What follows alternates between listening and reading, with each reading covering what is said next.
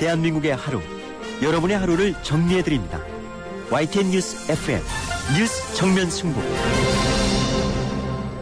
네, 뉴스 정면 승부 1라운드 첫 번째 정면 인터뷰 함께 하시겠습니다. 철도와 의료, 가스, 전기와 같은 공공 서비스를 둘러싼 민영화 논란이 매우 뜨겁습니다.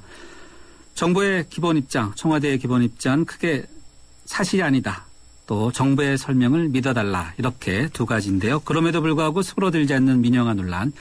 이렇게 아니다라는 정부의 말을 그대로 액면 그대로 믿어야 되는지, 또 왜들 이렇게 믿지 못하는 이유가 무엇인지, 네, 사회공공연구소의 재가현숙 연구실장 연결해서 이야기 들어보겠습니다. 실장님 안녕하세요. 안녕하세요. 네, 민영화, 한때 민영화 그러면 모든 것이 선이다. 또 뭐 공공성 그러면 또 뭐 그렇지 않고 또 뭐 경영의 효율성이 떨어진다. 이렇게 약간 뭔가 좀 낙인이 찍힌 듯한 것이 있었는데, 먼저 민영화의 개념부터 한번 좀 짚어보면서 차례차례 좀 이야기 좀 들어봤으면 하는데요. 현재 벌어지고 있는 논란, 민영화의 범위를 어디까지 좀 봐야 될까요?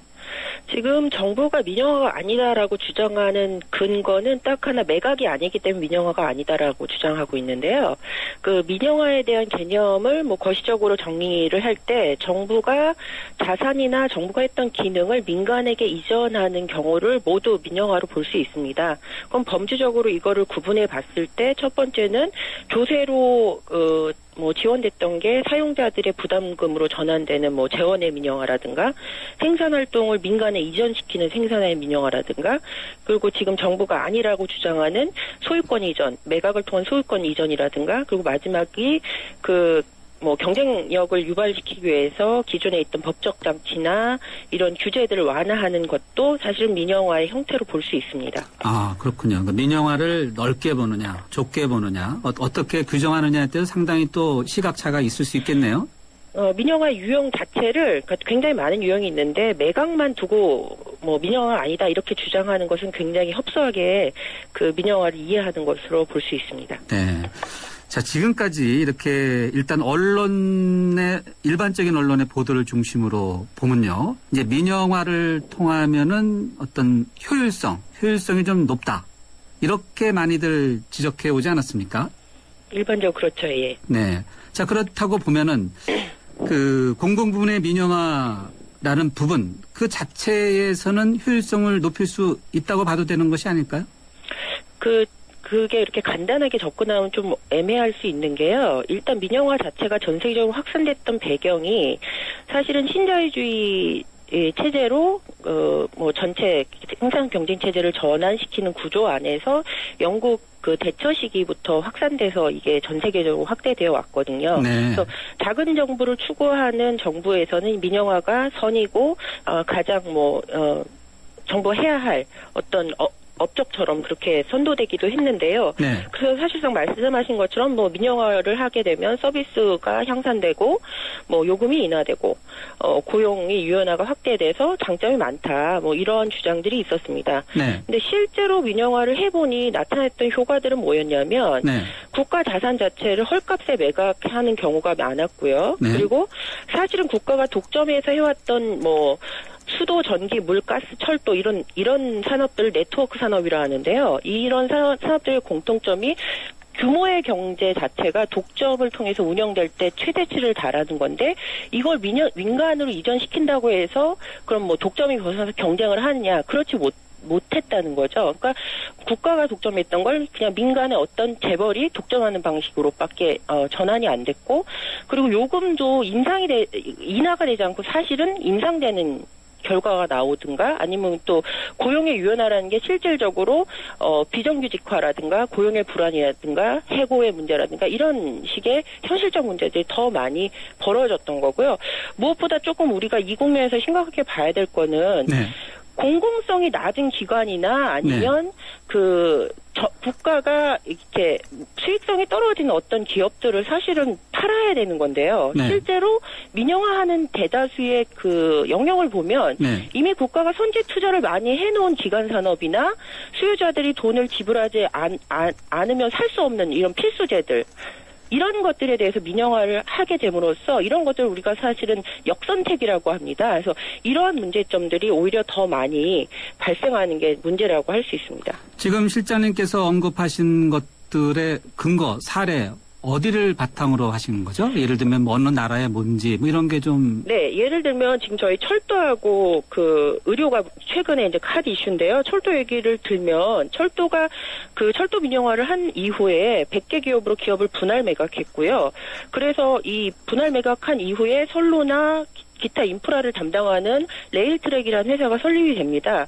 이 회사가 이제 설립이 된 다음에 그 92년도에 노동자가 여기 철도 구경철도 노동자 수가 92년도만 해도 15만 9천 명이었는데 네. 민영화한 이후에 9만 8,300명으로 5년 사이에 38%에 해당하는 인력이 감원이 됐고요. 네. 그러면 민영화를 하면 공적 자원이 줄어들었냐 자원 지급이 그렇지 않았다는 거죠. 오히려 2배 이상 해마다 2조 원 가량을 이 민간 그 기업에서 노선로 시스템 유지나 보수 비용, 철도 관련 기업들에 대한 뭐 이윤 보장, 우리도 그 작년 9호선 사태에서 정부가 최저 보장하는 이런 제도들이 있었잖아요. 네. 이런 거를 통해서 국가는 여전히 해당 산업에서 지원금을 줄 수밖에 없는 사건이 있었고 또 네. 하나는 굉장히 많은 철도 사고가 빈번하게 발생했다는 거죠. 네. 인명사고도 많았고요.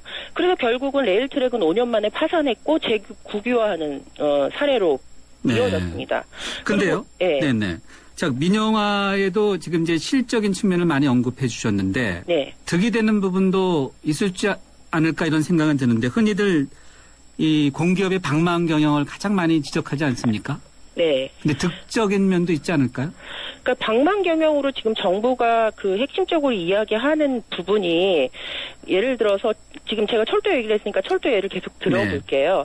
네. 철도 부채가 해마다 지금 증가해오고 있는데 철도 네. 노동자들 임금이 증대해왔다. 이걸 두고 방망 경영이라고 했거든요. 네.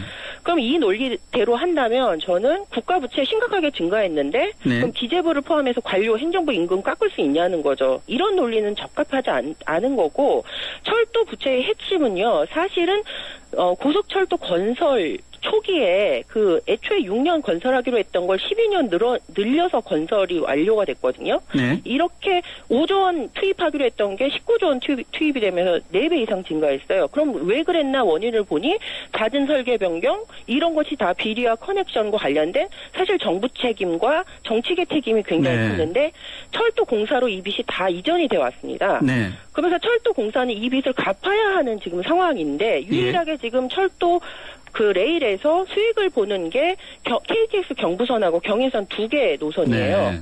이 노선 이외에는 적자 노선이고 이 적자 노선을 그럼 철도공사가 어떻게 운영하고 있냐면 이 적자 노선들은 사실은 대표적인 거는 그 벽지 노선이라든가 예. 그리고 저희가 또 장애인이나 노인 무임승차나 이런 그런 혜택을 드리잖아요. 이런 부분들에 대해서 공공성, 사회성을 유지하기 위해서 꾸준히 수익을 가져오는 것을 부채도 갚아야 되고 이런 공공적인 사업을 해야 되는 상황인 거죠. 네네. 알겠습니다. 예. 제가 질문드릴 게 많으니까 네. 좀 짧게 말씀해 주시면 좋을 것 같고요. 수서발 KTX 이 노조 측에서는 민영화의 시작이라고 보고 있고 정부에서는 아니다라고 이렇게 지금 계속해서 해명하고 있잖아요. 어떻게 네. 보세요? 네네.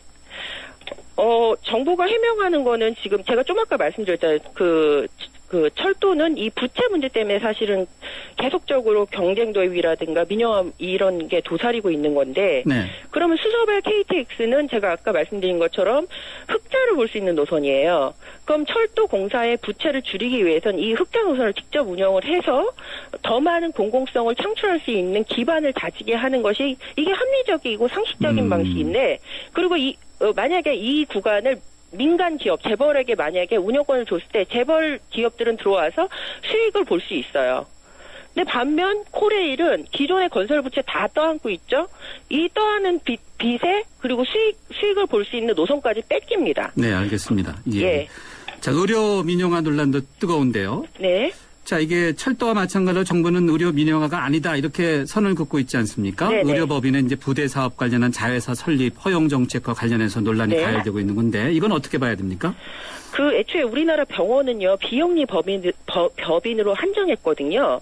그렇게 비영리 법인으로 한정했던 가장 큰 이유는 병원이 의료를 매개로 해서 이윤을 창출하게 된다면 의료 행위 자체가 이제 돈벌이를 하는 행위로 왜곡될 수 있는 것을 막기 위해서 그렇게 했습니다. 그런데 이번 법안이 비영리 법인이 그 영리회사를 차릴 수 있게끔 해서 이 영리회사를 통해서 투자자들에게 배당까지 할 수 있게끔 그 길을 터놓은 거죠. 그러니까 모 회사는 형식적으로 비영리 외피를 쓰고 있지만 자회사인 영리회사가 수익 배분이나 배당 등이 이미 가능하게 되는 측면에서 그러면 모 회사는 형식적으로는 비영리지만 실질적으로 더 많은 수익, 더 많은 배당을 위해서 병원을 운영할 수밖에 없는 상황들에 이르게 되기 때문에 이거는 민영화란 말은 안 들어있지만 내용은 충분히 의료의 이윤을 목적으로 하는 민영화라고 볼 수밖에 없습니다. 네.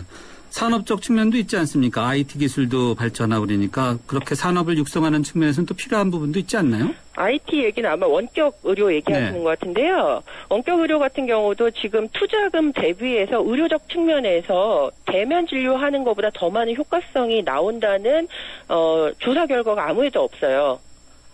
그러면은 IT 산업 육성을 위해서 원격 진료를 해야 되는 게 맞는 논리인가? 그렇지 네. 않죠. 그 산업은 따로 육성시킨 게 맞는 거죠. 알겠습니다. 지난 4월에는요. 도시가스 사업법 개정안이 발의되지 않았습니까? 네. 근데 이거 자체를 놓고 가스의 민영화다 법이다 이렇게 보는 시각이 있는데 이것도 맞아요? 이것도 사실 이제 내용이 되게 복잡한데요.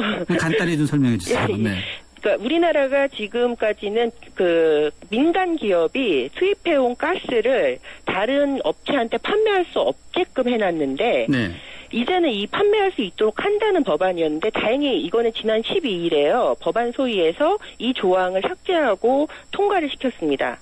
그래서 그래서 일단 민영화는 막았다라고 생각을 하는데 그 당시 문제가 됐던 제일 큰 거는 이 민간업자들이 재판매를 하게 될 경우에 예를 들어 천연가스를 수입해 올 때 수입 가격이 비쌀 때 같은 경우는 민간업자들은 가져올 이유가 없죠.